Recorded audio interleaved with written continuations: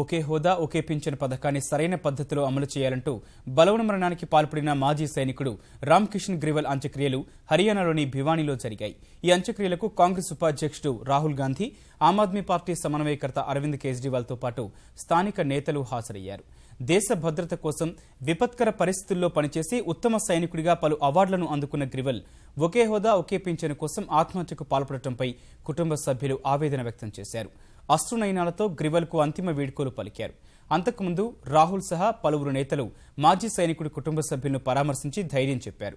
గ్రివల్ ఆత్మహత్య నేపథ్యంలో బుధవారం వారి కుటుంబ సభ్యులను పరామర్శించేందుకు రాహుల్ గాంధీ, అరవింద్ కేజ్రీవాల్ ప్రయత్నించగా ఢిల్లీ పోలీసులు వారిని అరెస్ట్ చేయడం విమర్శలకు దారితీసింది. ఈ నేపథ్యంలోనే వారు రామ్ కిషన్ అంత్యక్రియలకు హాజరు కాగా భద్రత కోసం భారీగా బలగాలను మోహరించారు.